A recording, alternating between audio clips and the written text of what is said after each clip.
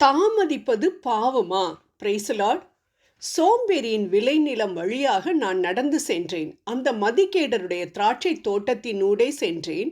அதில் எங்கும் முச்செடி காணப்பட்டது. நிலம் முழுவதையும் காஞ்சொரி செடி மூடியிருந்தது. அதன் சுவர் இடிந்து கிடந்தது. அதை நான் பார்த்ததும் சிந்தனை செய்தேன். அந்த காட்சி எனக்கு கற்பித்த பாடம் இதுவே. இன்னும் சிறிது நேரம் தூங்கு, இன்னும் சிறிது நேரம் உறங்கு, கையை முடக்கி கொண்டு இன்னும் சிறிது நேரம் படுத்துரு. அப்பொழுது வறுமை உன்மீது வழிப்பறி கல்வனை போல பாயும். ஏழ்மை நிலை உன்னை போர் வீரனைப் போல தாக்கும் என்று சாலமோன் ஞானி நீதிமொழிகளின் புத்தகம் 24வது அதிகாரம் 30 முதல் 34 வரை உள்ள இறை வார்த்தைகளில் இவ்வாறு குறிப்பிடுகிறார். அச்சு பிசகாமல் இதே வார்த்தைகள் நீதிமொழிகள் 6, 10 மற்றும் 11 சொல்லப்பட்டிருப்பதை நாம் காண்கிறோம். ஒரு முறைக்கு மேல் ஒரு காரியம் விவிலியத்தில் சொல்லப்பட்டிருக்கிறது என்றால் அது மிகவும் முக்கியமான காரியம்தானே. பொய் சொல்வது, திருடுவது போன்றவைதான் பாவம் என்று நாம் நினைத்து கொண்டிருக்கிறோம். ஆனால் ஒரு காரியத்தை உடனே செய்யாமல் தள்ளி போடுவதில் என்ன தப்பு இருக்கிறது? செய்ய மாட்டேன் நான் சொல்லலையே, தள்ளித்தானே போடுகிறேன், அது ஒன்றும் பாவம் இல்லையே என்று நம்மை நாமே சமாதானப்படுத்தி கொள்கிறோம். ஆனால் இந்த கால தாமதம் ஆண்டவரின் சித்தத்துக்கு கீழ்ப்படிதலை தாமதப்படுத்தினாலோ அல்லது கீழ்ப்படியாமையை நியாயப்படுத்தினாலோ அது பாவம்தான். அதனால்தான் யாக்கோபு நன்மை செய்ய ஒருவருக்கு தெரிந்திருந்தும் அவர் அதை செய்யாவிட்டால் அது பாவம் என யாக்கோபு 4:17 கூறுகிறார். ஆம், ஆண்டவர் ஒரு காரியத்தை செய்ய சொல்லும் பொழுது அதை நாம் செய்யாவிட்டால் அது பாவம் தானே. உதாரணமாக, சோதனைக்குட்படாதபடிக்கு விழித்திருந்து ஜெபம் பண்ணுங்கள், ஆவி உற்சாகமானதுதான், உடலோ பலவீனமானது என மத்தேயு 26:41 இயேசுவே கூறுகிறார். ஆனால் நாம் அதை கடைப்பிடிக்காமல் போகும் பொழுது, ஆண்டவரின் கட்டளைகளை மீறும் பொழுது அது பாவம் தானே. அநேக நேரங்களில் ஆண்டவர் அவரின் வார்த்தைகள் அடங்கிய விவிலியத்தின் மூலமாகவோ அல்லது தூய ஆவியின் மூலமாகவோ அல்ல மனது உறுதிப்பாட்டின் மூலமாகவோ நம்மை ஏதாவது காரியத்தை செய்ய சொல்லி அதை நாம் செய்யாமல் தள்ளி போட்டுக்கொண்டே வந்தால் அது பாவம்தான்.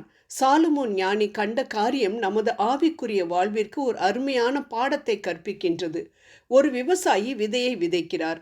சிறிது நாட்களுக்கு பின் நிலத்தில் பயிரோடு களைகளையும் பார்க்கிறார். உடனே அவர் என்ன செய்ய வேண்டும்? களைகளை களைய வேண்டும்.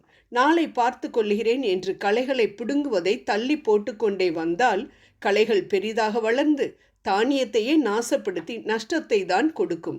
அதேபோல் நாம் ஆவிக்குரிய வாழ்விலும் விதைக்கப்பட்டுள்ள ஆண்டவருடைய வார்த்தைகள் வளர்ந்து கனி கொடுக்க முடியாதபடி சிறு சிறு சோம்பேறித்தனங்கள் அல்லது நம் பழக்க வழக்கங்கள், அது நம் கோபமாகவோ இச்சைகளாகவோ பெருமையாகவோ பொறாமையாகவோ புறம் கூறுதல்களாகவோ அல்லது சிறு சிறு நேர்மையற்ற செயல்களாகவோ இருக்கலாம்.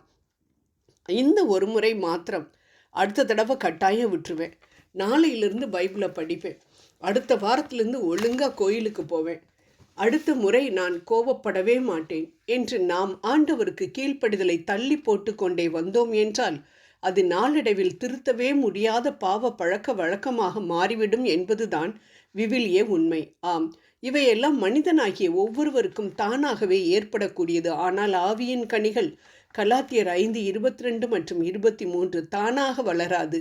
அதற்கு நாம் உழைக்க வேண்டும். அவைகளை பெற நாம் கஷ்டப்பட்டு தான் ஆக வேண்டும். ஆம், நடு இரவில் என்னை தட்டி எழுப்பி ஆண்டவர் ஜெபிக்க சொன்னார்.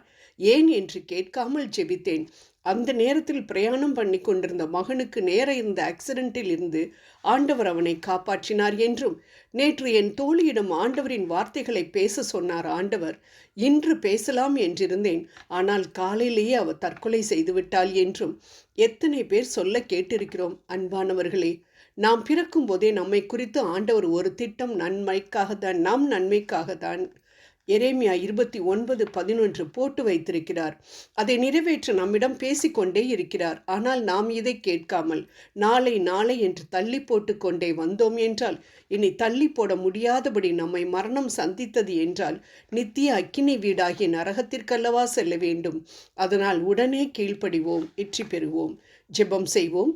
அன்பின் தெய்வமே, நாங்கள் விவிலியத்தை வாசிப்பதிலும் ஜெபம் செய்வதிலும் நற்செய்தியை அறிவிப்பதிலும் நற்செயல்கள் செய்வதிலும் காலம் தாழ்த்தாமல் உடனே உமக்கு கீழ்ப்படிய தேவையான கிருபையை தர வேண்டுகிறோம். ஆமென்.